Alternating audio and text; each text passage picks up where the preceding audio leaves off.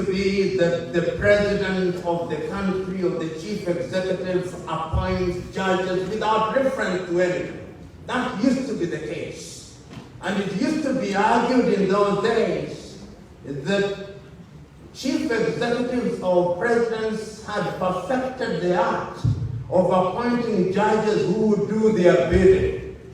So that even when we talked about independence of the judiciary, we knew that when there was a confrontation between the executive and any arm of the government, or a confrontation between the executive and any citizen, then the judges, however clever they wanted to be, would do that which would be in the interest of the judiciary.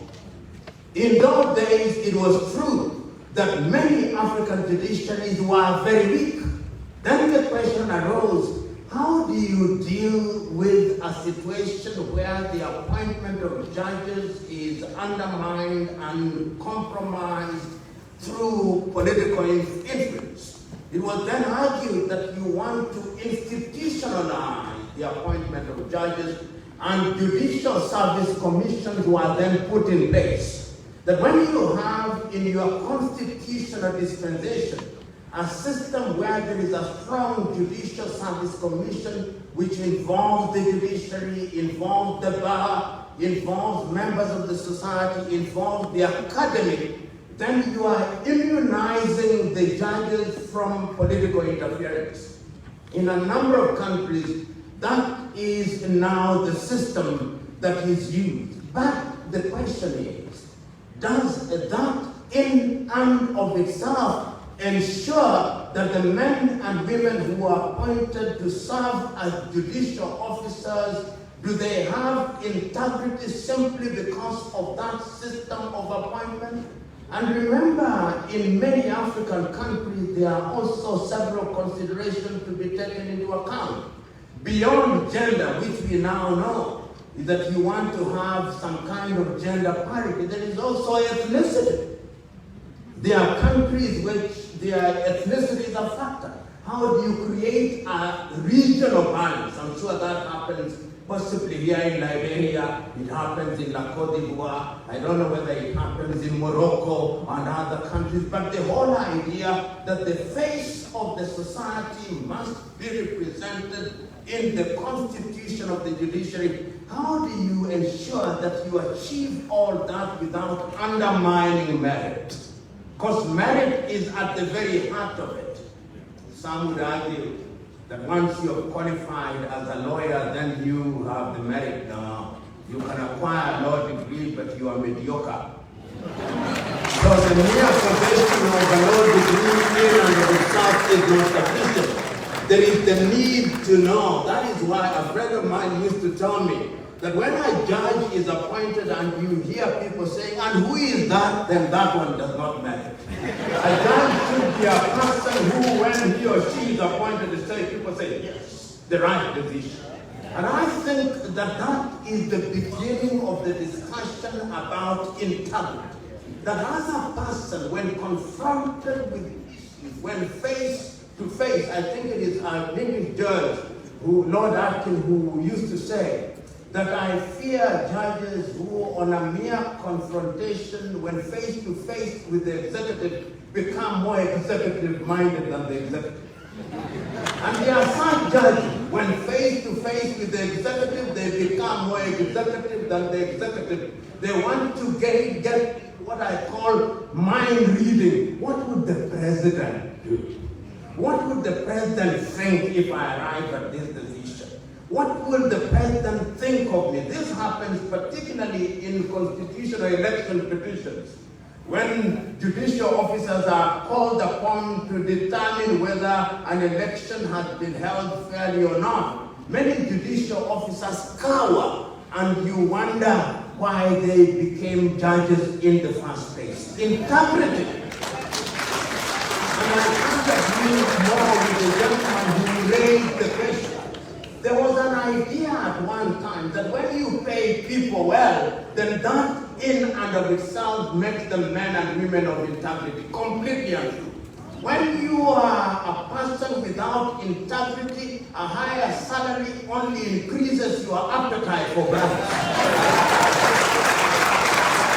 If you used to ask for a few dollars, you now ask for more dollars. And I believe that in the appointment of judges or any judicial officer, integrity is at the very heart of it. And what is integrity? Let us unpack the word integrity. What does it mean? Does it mean that you are an angel delivered from heaven? No, it does not. What it means is that in your professional conduct, when confronted with issues that required decision making, you stood for the truth. And remember, the truth is not democratic. The mere fact that many people say you are bad does not make you bad. It is on the basis of an objective assessment of the issue at hand. I've seen many decisions which were unpopular, even dissenting decisions, which several years down the line become the decision. So being in the majority does not mean you are right. You must have the moral courage to take a decision which is unpopular because it is right. That is what integrity is all about. And I hold the view that the manner of appointment is critical in this regard. And that is why it is critical to subject and to scrutinize men and women who want to get into the judiciary. And I personally prefer a collegiate system where judges are appointed and the president or the chief executive only has the formal ceremonial function of appointing of judicial officers. When you have that, then 9 out of 10 times you give the judicial officer the confidence that they will not be removed from office on the mere whims or caprices of the president. And the truth be told, all politicians will want to interfere with your decision. It is your duty to resist. Don't complain that there is interference. There will always be interference. Because short-term political interests demand that we influence processes and give them a veneer of legality. Remember that the politician, particularly in Africa, does not necessarily want legality. They simply want a veneer of it. And once you understand that that is the reality, then you will be immune. And there are different ways in which the integrity of judges attempts have been made to ensure that that happens. Look at the bundle of principles which tell you how you ought to conduct yourself in a collegiate manner. If you look at the ECOWAS Treaty, there are all these prescriptions that judges shall be independent. If you look at the East African Community Treaty, it says the same thing. If you look at aspiration number 3 of Africa Agenda 2063, we talk about the rule of law. So in terms of the prescriptions, you cannot fault the fact that attempts are being made to ensure that you have a system that guarantees that the judicial officers operate in an environment that enables them to enjoy autonomy, operational autonomy. And this is what then begs, how should a judge with integrity conduct himself or herself? I've been in courts where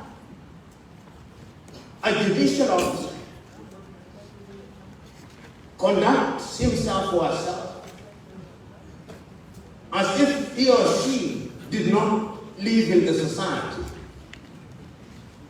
A judicial officer must be an officer who is aware of the circumstances in which he or she is operating.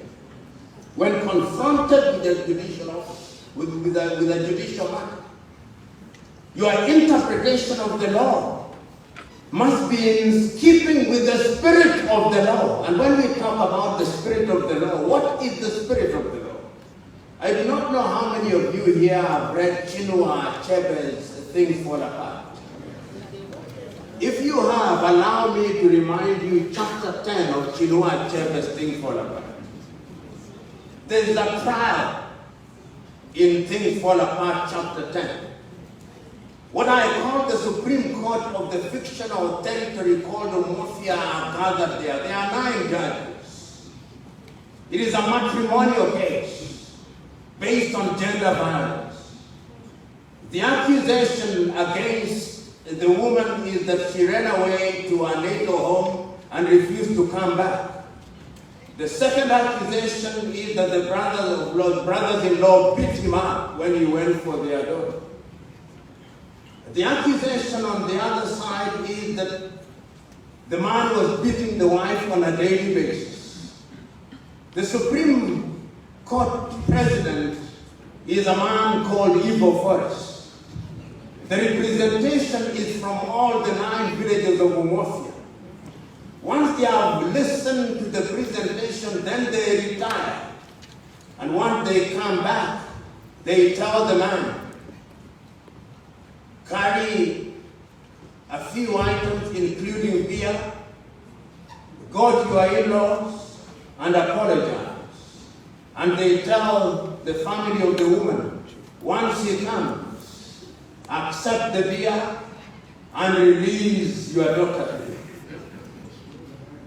And then they retire, and the case is closed. You who are on a daily basis confronted with judicial matters, whether in Liberia or Morocco or other places, is it not the case that sometimes when you talk about the reasonable man in Liberia, you say the man in the Clapham omnibus, rather than the man in the street in Liberia, rather than the man in the streets in Tunisia? In other words, integrity also demands that you are aware of the environment in which you operate. Integrity also demands that you are not just alive to the big cases, because on a daily basis, the cases that judges are dealing with are run-of-the-mill cases. It is not every time that you are confronting the executive. It is not every time that you are confronting the legislature. It is not every time that you are confronting governmental departments. But judges must also be interpreters of the law, because experience has demonstrated that the law can also be made from the bench. But sometimes I see judges today who are so restrained that they cannot interpret the law in the manner that is in the interest of the society. And yet the law is a tool in social engineering. The lady there posed the question relating to non-leprosity. And I want you to look at Africa as I speak. I don't know whether there is somebody from Malawi here. If there is, an order has just been entered in one of the major corruption cases in Malawi. In Kenya, there have been notices in a number of cases and a number of things where you can easily see that this is the executive that is interfering. How is a judicial officer supposed to behave if they are judicial officers of integrity? If they are not of integrity, they'll say, but it is their case. Because it is their case, why should we stop them from withdrawing? No, that is not integrity. You should not just accept because it is provided for. And there is a young judge in Kenya who has been stopping it and saying, when you came here, you said you had a case. You said you had 40 witnesses.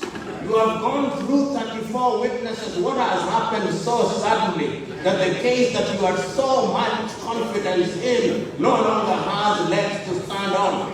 You must ask that reasons be supplied before you enter an order. This is judicial integrity. Because if you are otherwise, then you are a robot.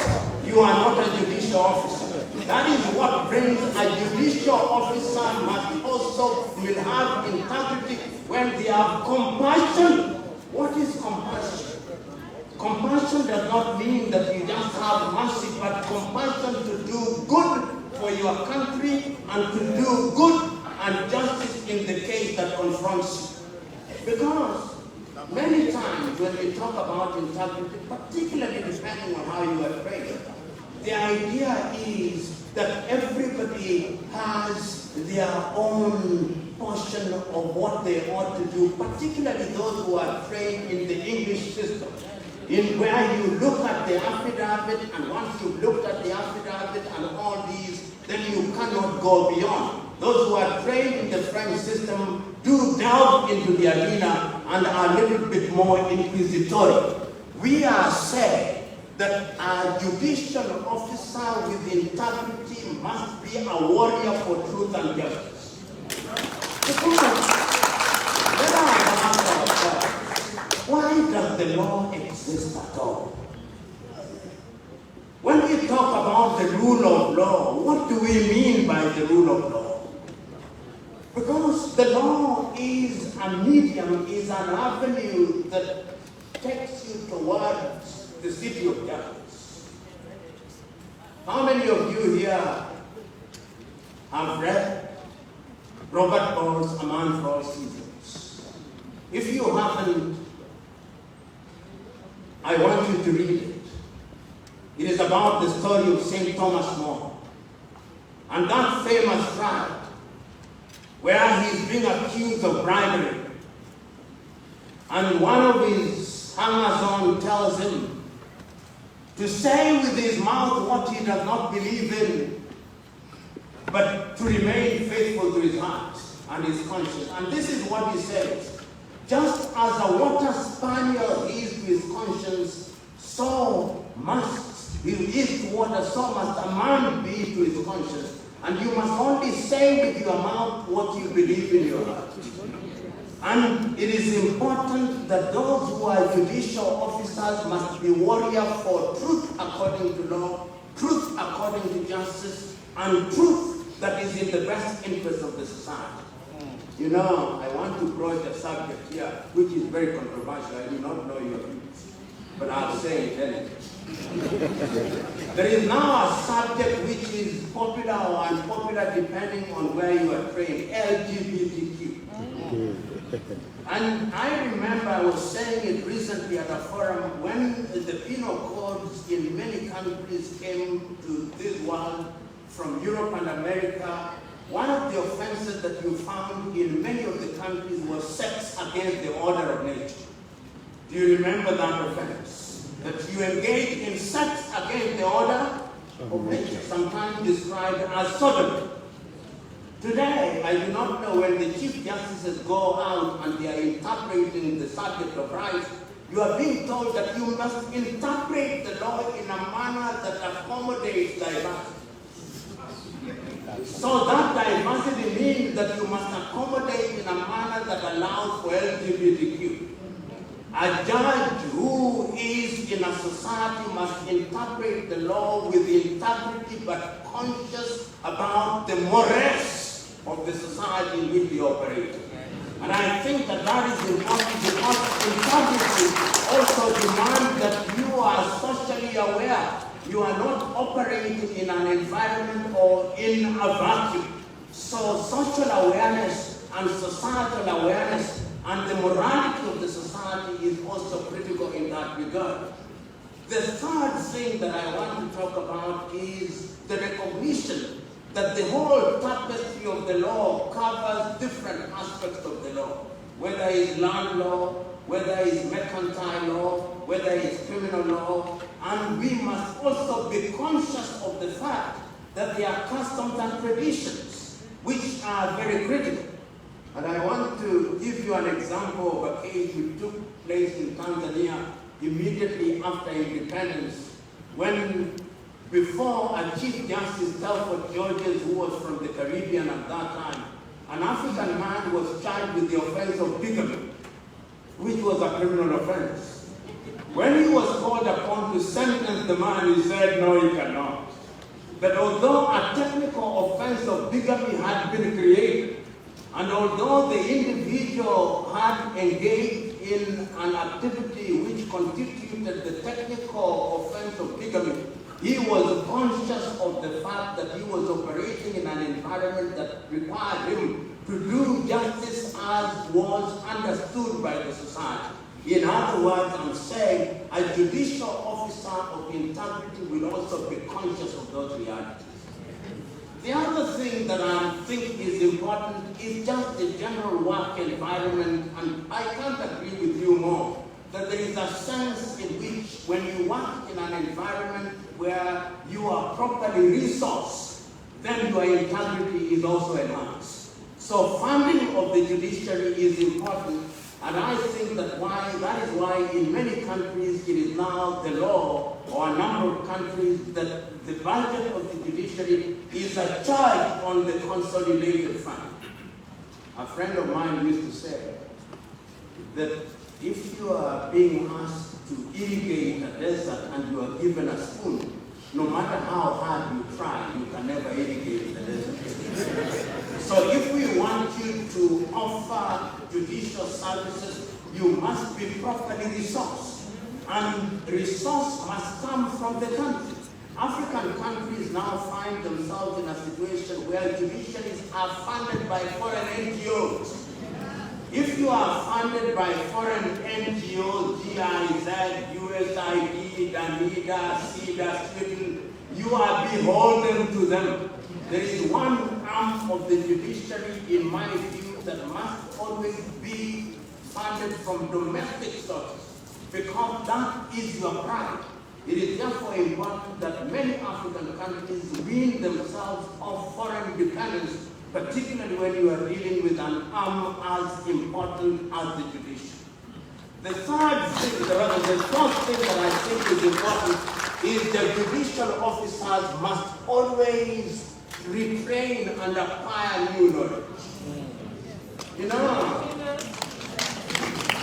sometimes you go to court and you listen to some judicial officers, and you can see that the last time they read the Constitution was when they were at the university.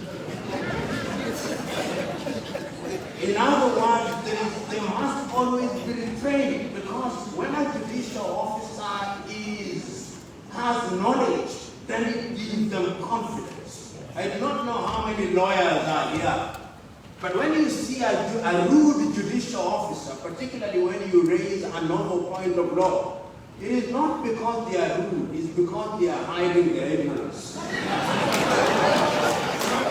And I'm suggesting that it must be the duty of judiciaries to ensure that there is constant training. We are now talking about artificial intelligence.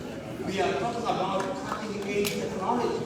Are you aware of this information? You have research assistants, and when those research assistants have done the work, do you actually read the work, or you tell people to make submissions in Word so that you can copy-paste, and you say you have read the opposition, and you've read the opposition, and then you arrive at a finding of half a page?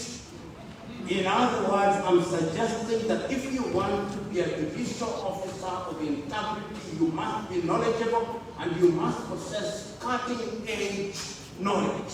It is no longer the case that you can only rely on your first degree or your second degree. Changes are taking place in the climate change arena. Are you keeping up with the task in that area? In the maritime law arena? In the area of artificial intelligence, the Internet of Things, because when you are interpreting a contract, it is a communication via WhatsApp, via Instagram. Can they be collated to constitute a contract? Or you still argue that a contract must be on an A4 paper? That is what a contract.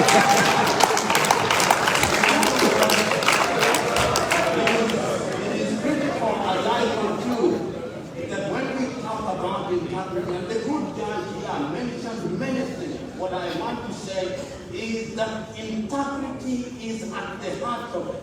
And let me tell you, no matter how well one is educated, no matter how many degrees you possess, if you are not a man or woman of integrity, you are a danger to yourself.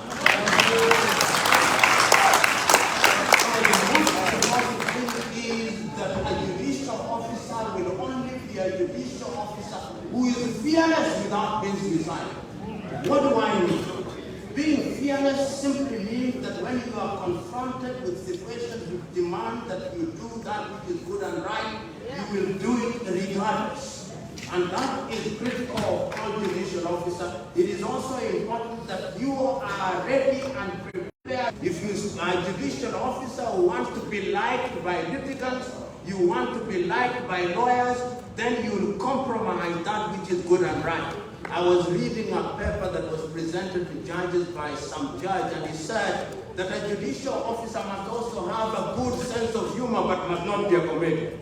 Because you are dealing with serious issues. And many of you, if you go into a room and you are a judicial officer, you must have a sense of humor, but don't degenerate because you want to be right.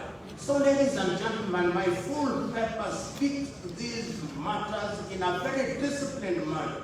And I urge you to read together with the presentation, but I want to repeat again that the most important thing in the life of any judiciary is that there must be integrity, and that integrity comes in different ways. Number one, the law that creates the judiciary must be a law that is explicit in the manner in which institutionally the judiciary is going to be independent.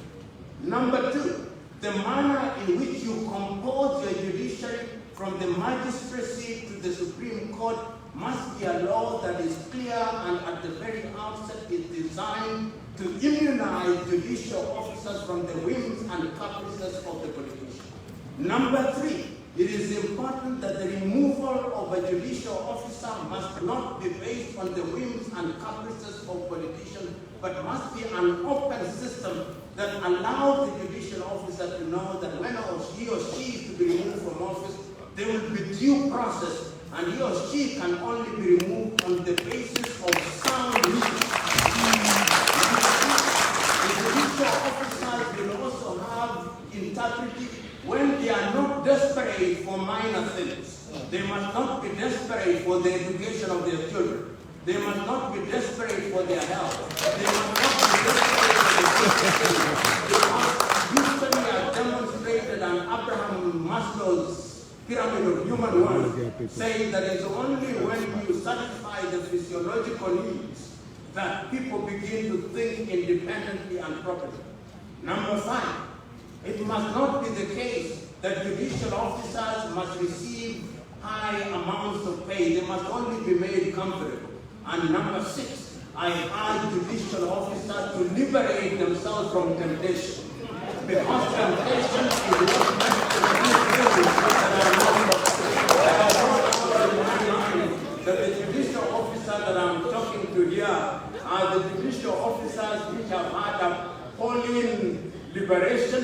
The spirit of good is what reigns in your minds and hearts, and that you are men and women of integrity. Thank you very much.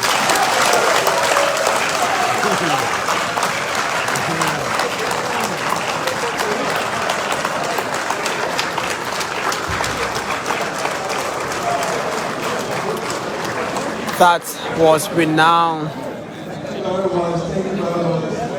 Professor PLO Lumumba here in Liberia, speaking at the African Regional Group meeting and International Conference of the International Association of Judges, taking place at the EJS Ministerial Complex in Congo Town, Monrovia, Liberia.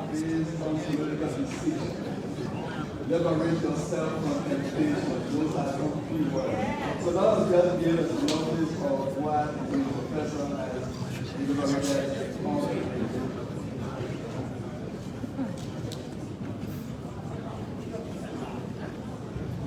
Oh, all right. So I'm sorry.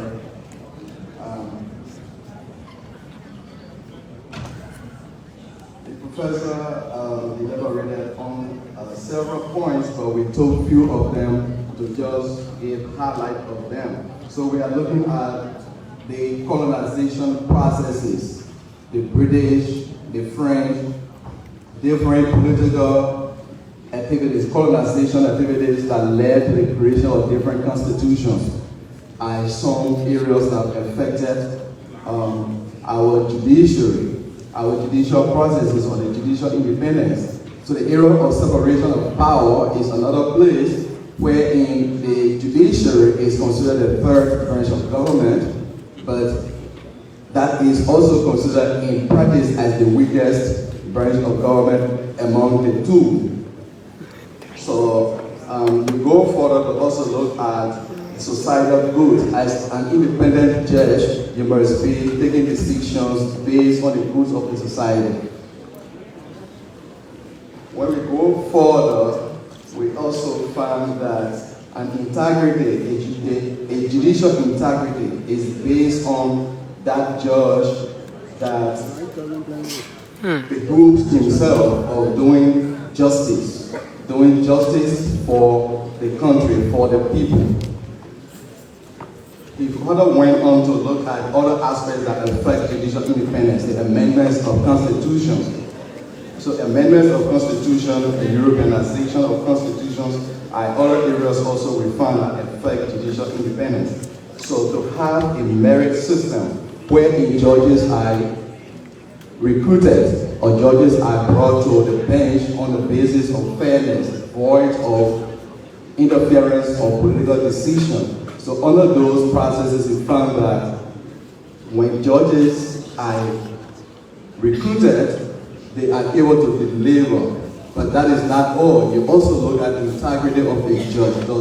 Does he have that passion? Is he willing to do the kind of work that he's called to do? Which focuses on professionalism, having that standard, standing up for the truth, having confidence to deliver. And he believes that he won't be removed on the basis of political decision, but the removal is based squarely on an impartial investigation conducted by such an independent body.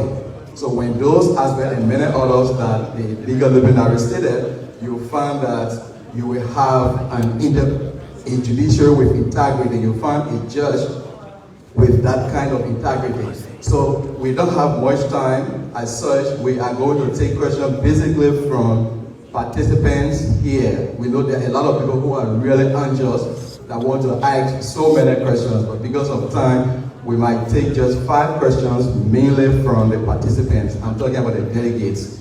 So we can start with questions and answers. Thank you.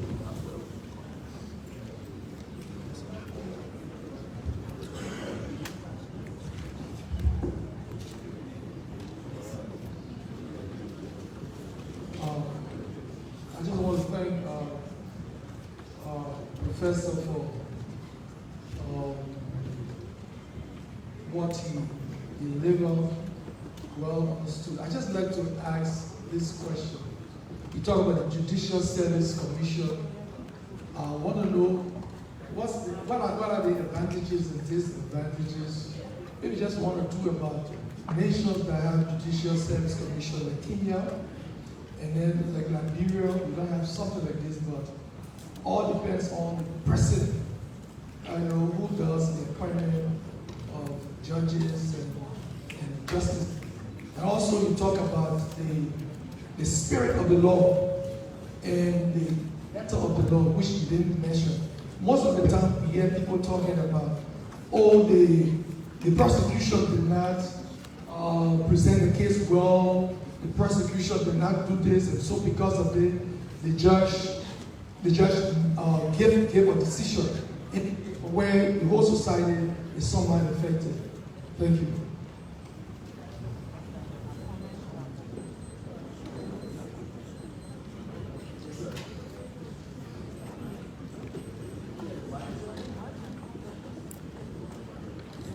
Well, thank you very much.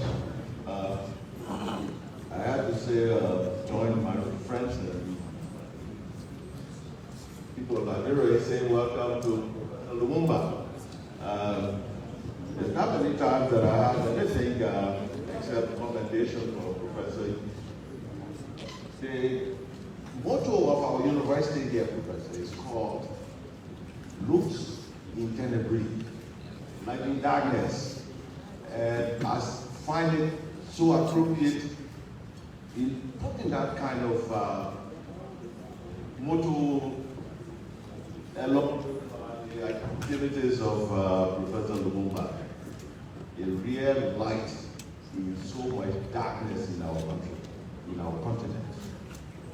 But probably this is not my time to pour accolades on you. There's so many of them. But I was touched by your discourse on integrity. Yes, so much needed. But if we put the African societies vis-a-vis the class system that reforms these societies, Cabral has called them the governance of the petty bourgeoisie.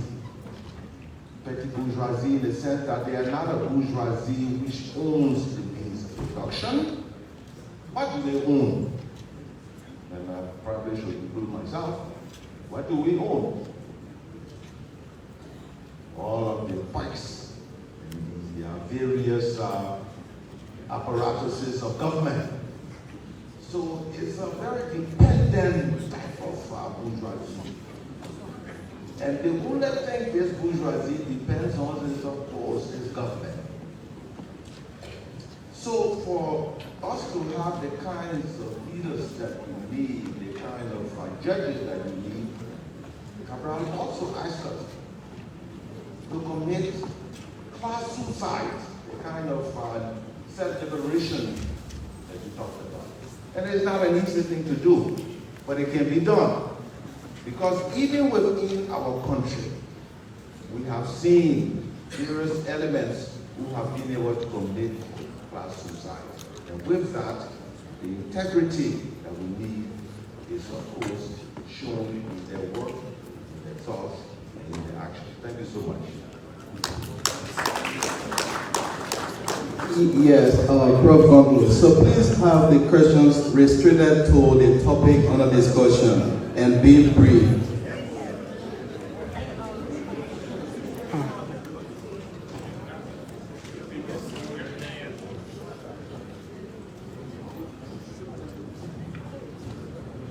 Thank you, Professor. And let me say, I too have been advocating for increment in the salary and benefits of the judiciary because, under the point in other branches of government, they are not free to do business, to own shares and all of that. We understand that. But integrity comes from within. It's based on passion and commitment. And no amount of money can change people to have integrity. Your own country, Kenya, when Kibaki came to power, he felt the salaries of ministers were low. He increased it to $20,000. And from reports of the anti-corruption agencies, in fact, the bribes in Kenya went way up.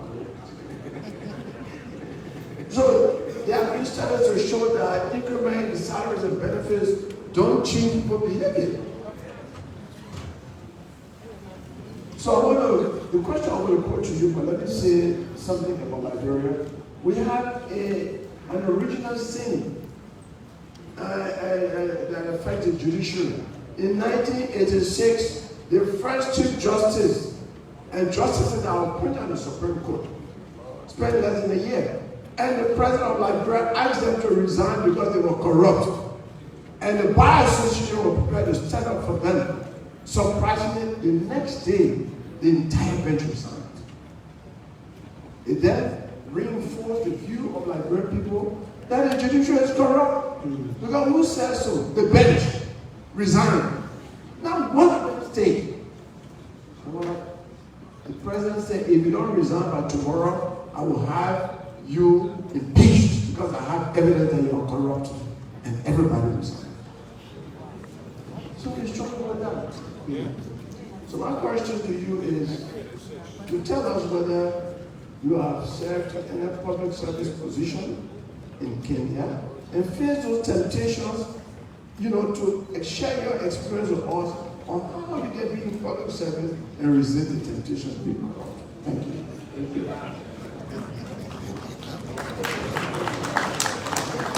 I shall go back there. Merci.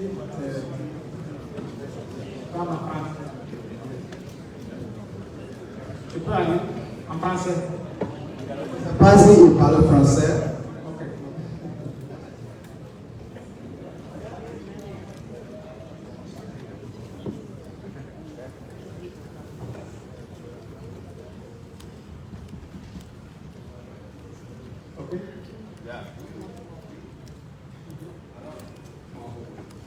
Merci.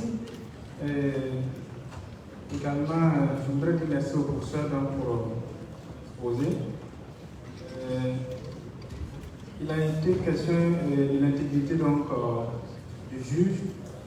Le professeur a suffisamment insisté sur les facteurs et je voudrais effectivement faire un petit commentaire là-dessus.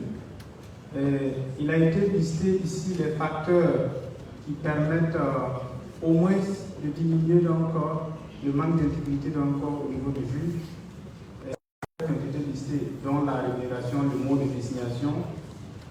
En revanche, c'est un problème par rapport à la hiérarchisation qui a été faite en la matière. Parce que j'ai l'impression que toute la charge revient au juge. Il a été dit suffisamment que peu importe la rémunération du juge, peu importe, on ne peut pas jouer sur son intégrité. Et je pense que tous ces facteurs permettent de diminuer la question de l'intégrité. Et si le juge n'est pas intègre, c'est pour ça qu'il faut des textes pour le sanctionner le cas échéant. Ici, on a évoqué le mot de désignation. Le professeur a effectivement parlé aussi de la compétence. Mais je me pose la question, qui doit s'assurer que le juge a reçu une bonne formation?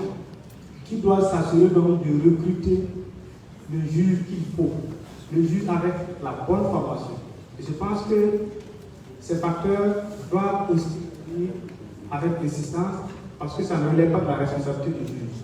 Je parle ici de l'exécutif et du législatif. Donc, quand on situe justement la responsabilité du juge, et je suis d'accord en tant que juge, que si le juge n'est pas intègre, il n'est pas compétent, il faut le juger, il faut l'apprécier comme tel. Mais en amont, il faut aussi situer la responsabilité des autres acteurs qui interviennent. Et non pas laisser toute la responsabilité in fine au juge. Donc, c'est sur ce point que je voudrais faire un petit commentaire. Je vous remercie.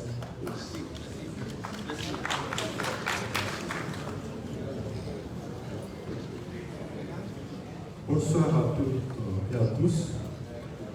Je m'appelle Mohamed Diawara et magistrat guinéen, président de l'association des magistrats de Guinée.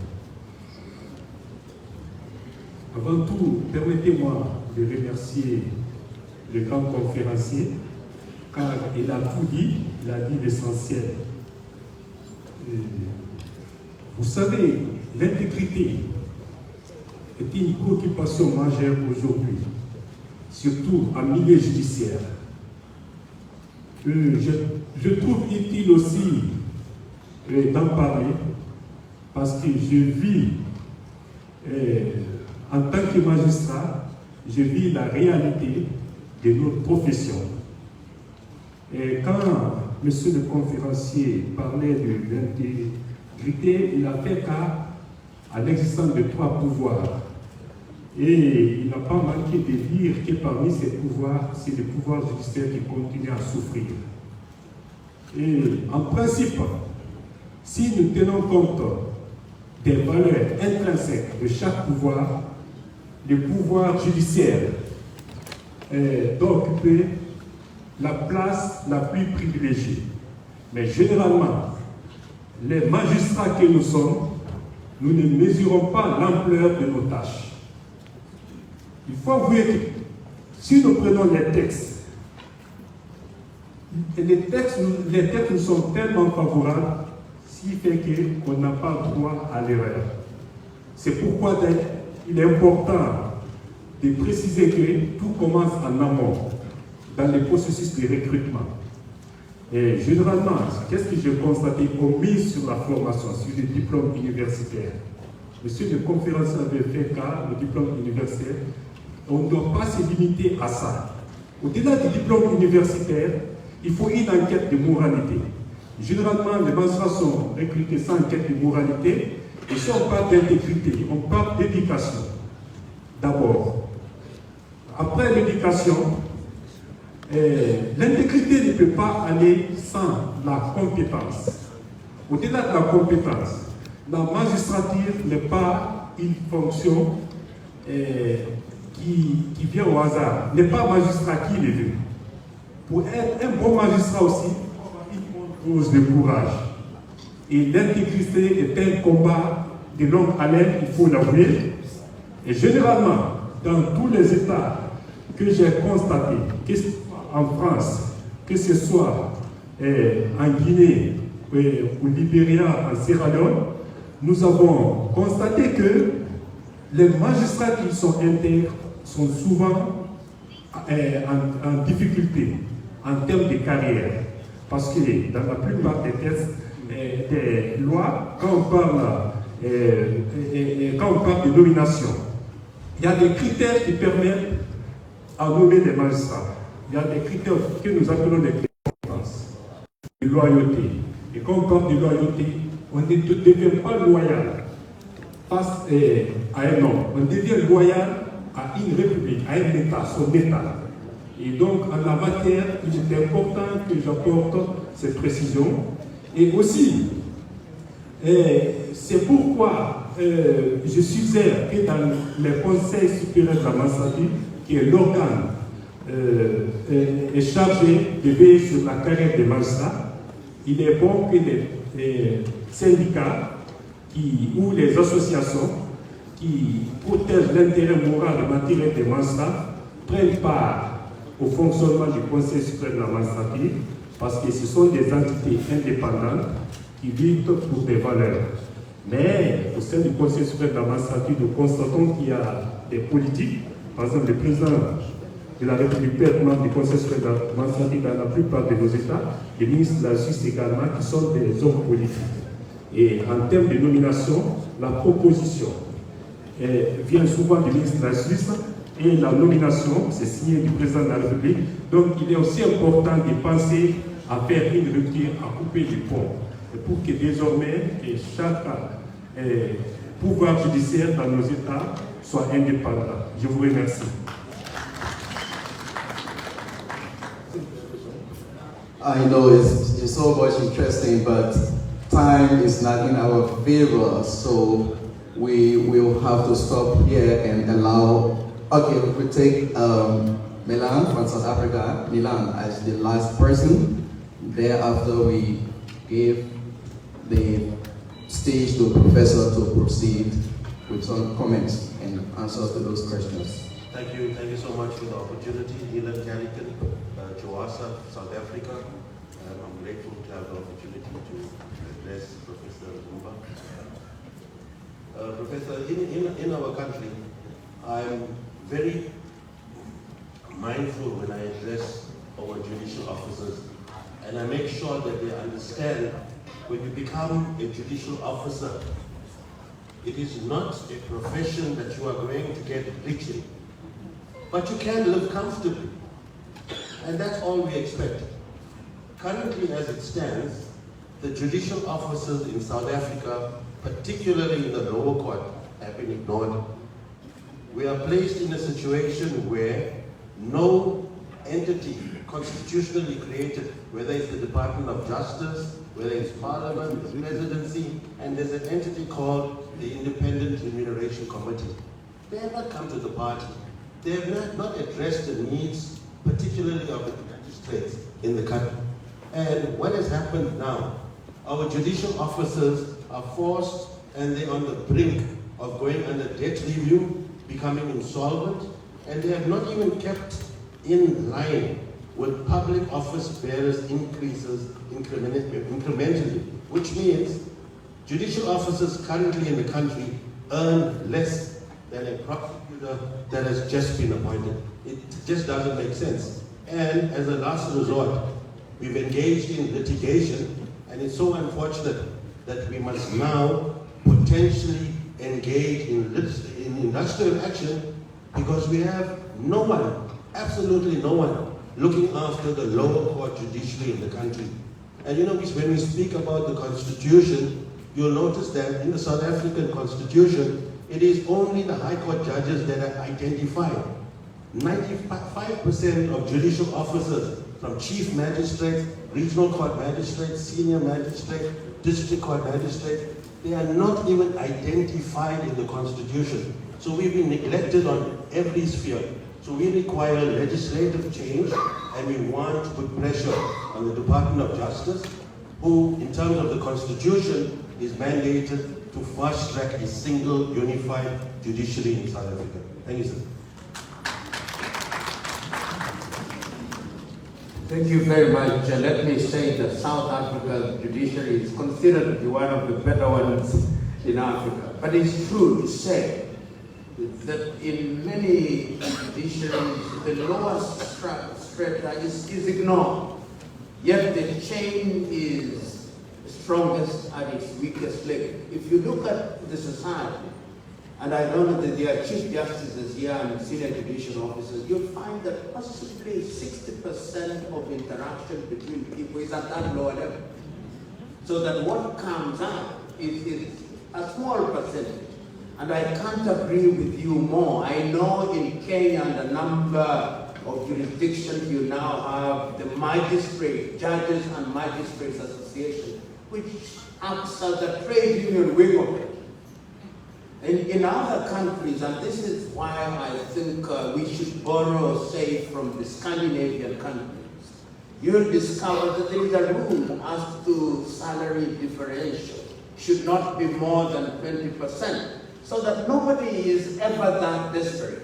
You deal with mundane things, and I'm using the word mundane very deliberately, such as housing, very important, healthcare, education for people's children. These are the things that sometimes compromise people. You come and there is a litigant who tells you, I know they will have done research on you, and they say, I know you have a child in Australia.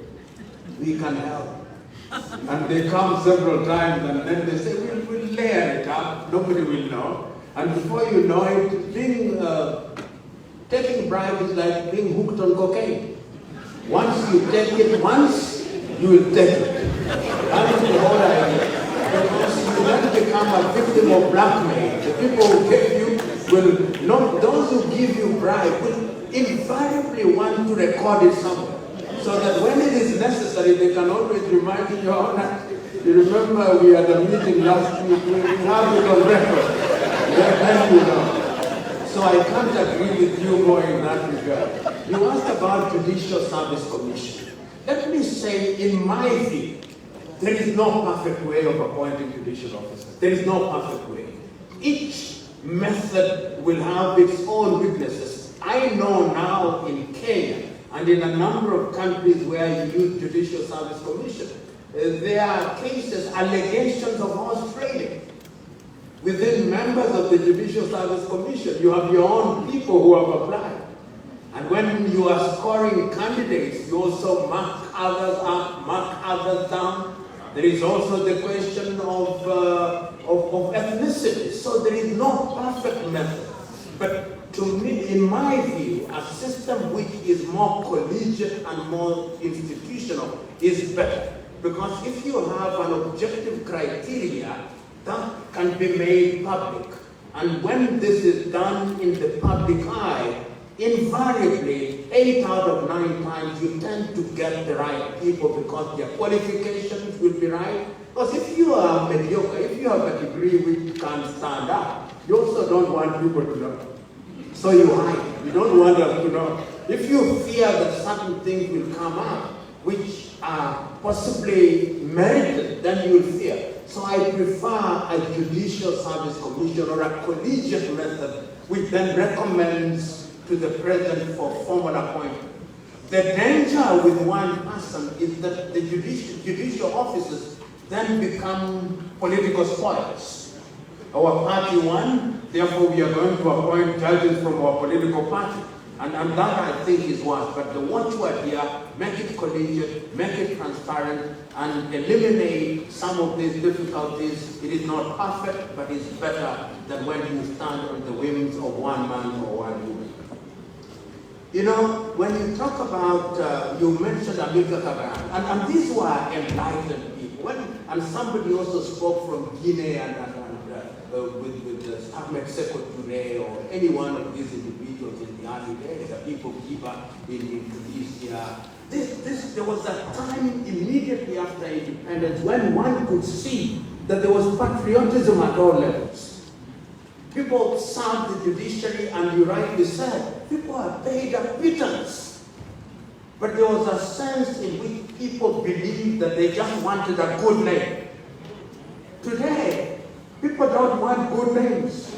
They want good marks. And I think that is the problem. We are competing for material things. It doesn't matter what name you have. In fact, a good name without material things is frowned upon.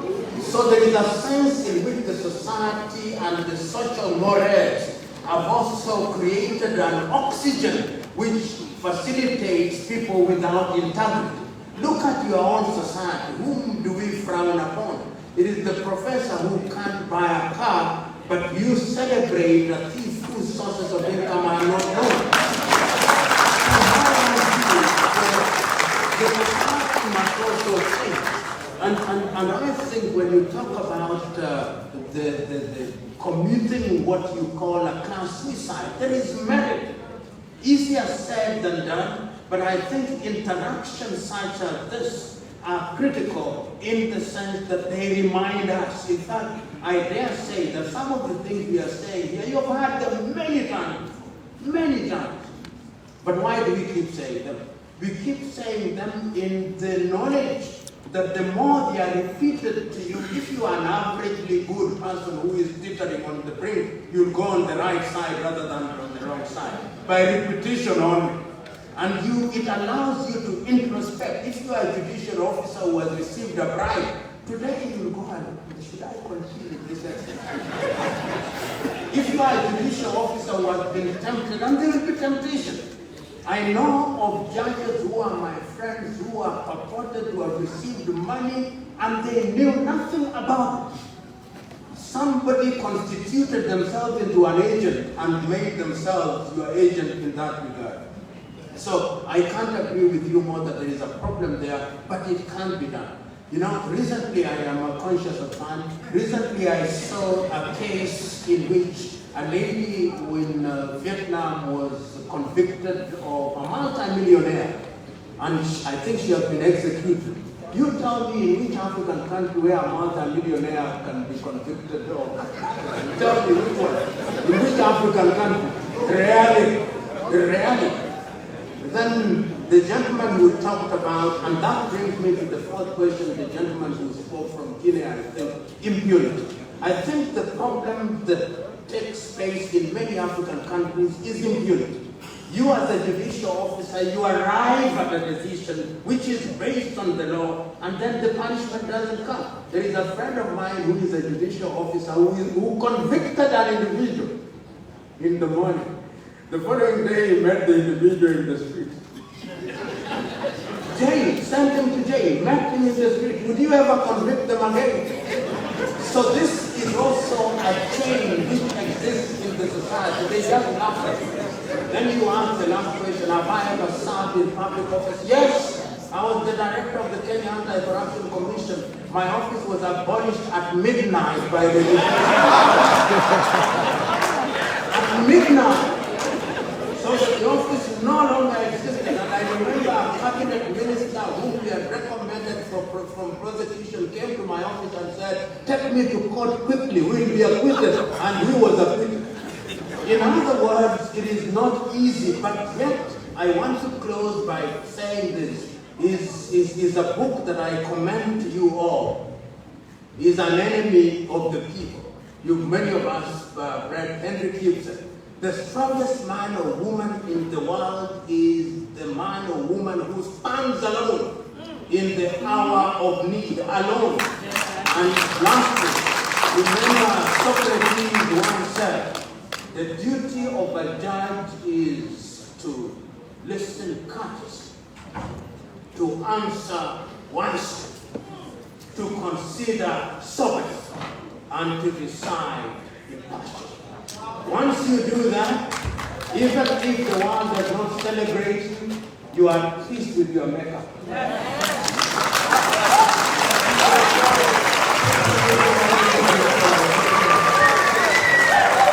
That was Professor PLO Lumumba here at the Ellen Johnson Slave Ministerial Complex, where he just addressed the International Conference of the International Association of Judges that is taking place here the issue of ensuring that judicial officers are trained at the Ministerial Complex. Front page Africa with me here, bringing you live the address at the interaction of Professor Lumumba and the audience here at the Ministerial Complex. My name is Gerald Squayan and thank you for watching.